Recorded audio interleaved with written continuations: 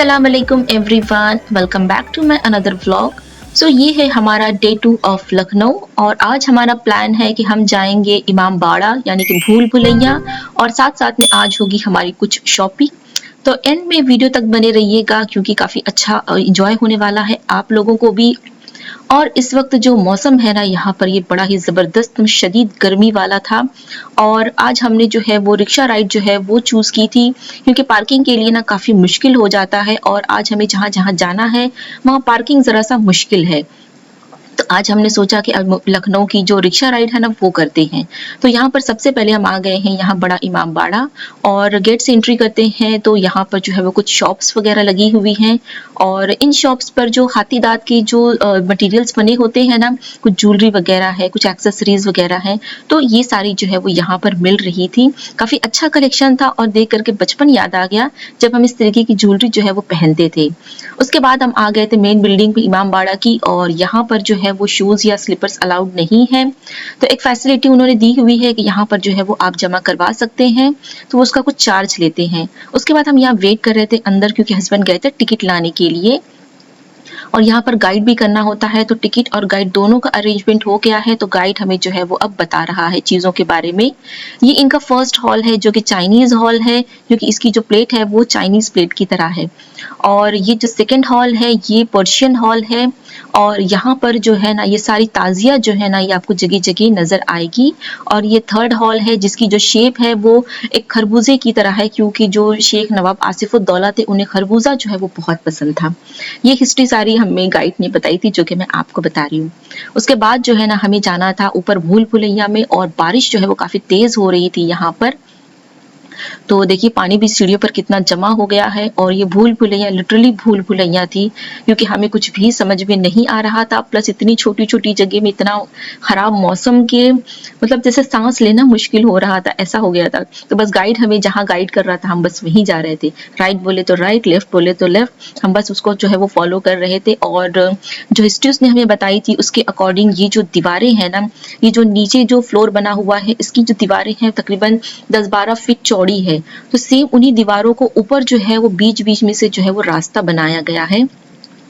तो ये एक तरीके से ये जो सारी दीवारें हैं ना ये उड़द की दाल है, शहद है, गोंद है, इन सारी चीज़ों को जो है ना यूज़ करके बनाई गई है। इसी वजह से इनकी जो ग्रिप है ना वो काफ़ी मजबूत है। तो इतना साल गुजरने के बाद भी जो है वो इन दीवारों को कुछ भी नहीं हुआ है। और जो मेन इंटेंशन था ये दीवारों में से रास्ते बनाने का, सबसे पहला तो ये था कि भई अगर कोई मुश्किल आए तो यहाँ से जो है वो स्किप हो सके क्योंकि जो इसके कनेक्शंस है ना वो दूसरे सिटीज़ से मिलते हैं। इतनी दूर तक ये जो दीवारें हैं ना, ये जो भूल भुलैया है ये बनाई गई है। और जो दूसरा रीज़न था कि यहाँ पर इन दीवारों के बीच में इस तरीके से खाली-खाली जगह रहेगी तो एक बैलेंस जो है ना वो बना रहेगा क्योंकि ये पूरी इमारत जो है ना वो विदाउट एनी पिलर बनाई गई है। तो इसे सपोर्ट करने के लिए बीच-बीच में जो है वो इस तरीके का जो है वो खाली हिस्सा है। और जो थर्ड था कि इससे जो है एक वेंटिलेशन जो है ना वो क्रिएट होता है क्योंकि यहाँ पर कोई विंडो वगैरह जो है वो नीचे के सेक्शन में नहीं है। तो इसकी वजह से जो है ना एक सर्कुलेशन होगा, वेंटिलेशन होगा, तो जो मतलब रहना जो है ना वो ईज़ी होगा। तो ये सारी बातें करते-करते और गाइड जो भी हमें बता रहा था करते-करते जो है ना हम ऊपर आ गए हैं टेरेस पर।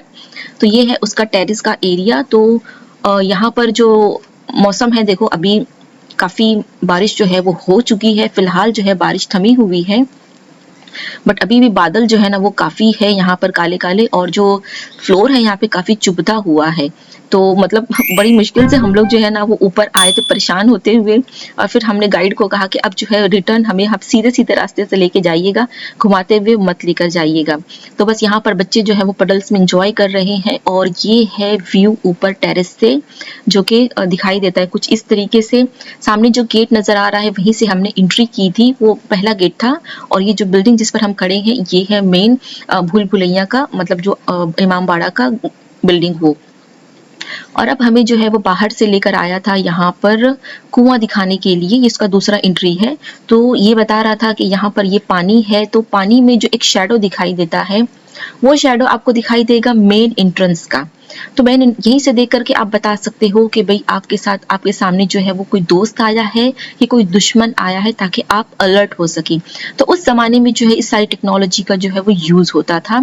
और ये है वो मेन कुआँ जहाँ पर जो है वो मतलब क्या है इसकी हिस्ट्री पता नहीं, बट उन्होंने बताया था कि जो इनका वफ़ादार था, साथी वो खज़ाने की चाबी लेकर के जो है वो इसमें कूद गया था जब अटैक हुआ था। और वो सामने गेट नज़र आ रहा है जहाँ से हमने एंट्री की थी इस बिल्डिंग में आने के लिए, और अब हम जा रहे हैं वापस उसी रास्ते से। तो ये था पूरा हमारा भूल-भुलैया का विज़िट और टूर। थोड़ा-थोड़ा कुछ मैंने आपको बताने की कोशिश की, बहुत ज़्यादा आपको नहीं दिखा सकती थी, नहीं समझा सकती थी, क्योंकि अंदर कुछ इतना अंधेरा था कि समझ में भी नहीं आता। उसके बाद हम आ गए थे सीधे हज़रतगंज रिक्शा के थ्रू ही, क्योंकि हमें खाना भी खाना था और प्लस शॉपिंग भी करनी थी। तो हम आए थे यहाँ पर मोती महल रेस्टोरेंट में। इनका नीचे का जो सेक्शन है वो पूरा स्नैक्स और मिठाई वगैरह है, और ऊपर जो है वो रेस्टोरेंट है। तो यहाँ का जो खाना था ना वो अल्हम्दुलिल्लाह काफ़ी अच्छा था, टेस्टी था। तो सभी लोग काफ़ी भूखे हो चुके थे ना, तो सबने बड़े अच्छे से जो है वो एन्जॉय करके ये खाना खाया। और उसके बाद जो है ना वो हम लोगों ने यहाँ की जो मार्केट है वो एक्सप्लोर की।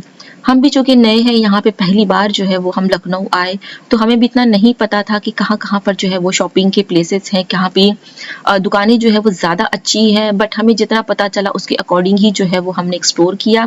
तो यहाँ के बाद जो है ना वो हमने हज़रतगंज की जो मार्केट्स थी वो एक्सप्लोर की, बट उसका कुछ वीडियो मैंने नहीं बनाया। और अब हम जो है वो जा रहे थे अमीनाबाद की मार्केट।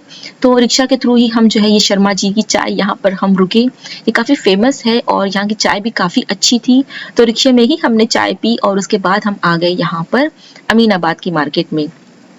बट चूँकि थर्सडे था तो यहाँ पर आके पता चला कि जो मेन शॉप्स है बड़ी-बड़ी, वो सारी की सारी जो है वो आज बंद होती है। सिर्फ़ जो स्ट्रीट शॉप्स हैं और जो छोटी-मोटी शॉप्स हैं बस वो ही ओपन होगी। बट हमें एक नरगिस करके ये एक शॉप जो है वो मिली थी खुली हुई, तो ज हम यहाँ पर आए और यहाँ पर मैंने सोचा कि चलो मैं खुद थोड़ा-सा शूट करूँगी। और इनके पास वैरायटी भी थी अच्छी, बट इन्होंने जो है वो मना कर दिया कि मतलब अलाउड नहीं है। तो फिर ज़ाहिर-सी बात है, अगर किसी का रूल है तो हमें उसका रिस्पेक्ट करना चाहिए। तो फिर जब उन्होंने मना कर दिया तो फिर मैंने यहाँ पे कुछ भी और भी शूट नहीं किया। बट यहाँ से जो है वो हमें एक सूट पसंद आ गया था तो वो हमने ले लिया। उसके बाद और एक्सप्लोर कर रहे थे तो इस तरह से लेन जो है ना वो बनी हुई थी। तो उसमें छोटे-छोटे इस तरीके से शॉप्स थे जहाँ पर आपको रीज़नेबल लहंगा है, साड़ी है, सूट पीस है, डेली वियर के सूट पीस है, ओकेजनल है, पार्टी वियर, सब आपको मिल जाएगा। और सबकी जो प्राइस थी ना वो काफ़ी रीज़नेबल थी। अगर मैं कहूँ हज़रतगंज से तो यहाँ पर मुझे थोड़ा-सा रीज़नेबल लगा था। ये और बात थी कि इनकी जो बड़ी-बड़ी शॉप्स थी ना वो बंद थी, तो वो उसका मुझे नहीं आइडिया कि अगर उन शॉप्स में जाती तो उनका क्या रेट होता। तो बस यहाँ पर जो है ना अब हमें जाना था चौक, क्योंकि चौक के बारे में हमने सुना था कि वहाँ पर चिकनकारी की जो है वो काफ़ी सारी शॉप्स हैं, तो हमें चिकनकारी जो है वो वहीं से खरीदना था।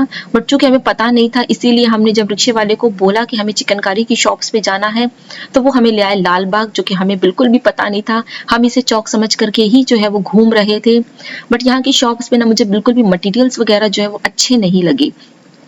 मतलब रेट भी मतलब ऐसा नहीं कि बहुत सस्ता था, लेकिन उसके अकॉर्डिंगली जो मटेरियल्स थे ना वो मुझे बिल्कुल भी पसंद नहीं आए। तो अल्टीमेटली जो हमने कुछ भी यहाँ से शॉपिंग नहीं की और हम आ गए सीधे घर। तो डे 2 भी हमारा जो है वो लखनऊ का एंड हो जाता है और बस अब कल जो है रवानगी है। सो इंशाल्लाह आपको मिलेंगे अब हम एयरपोर्ट पर और उसके बाद मुंबई में। तब तक के लिए अल्लाह हाफ़िज़।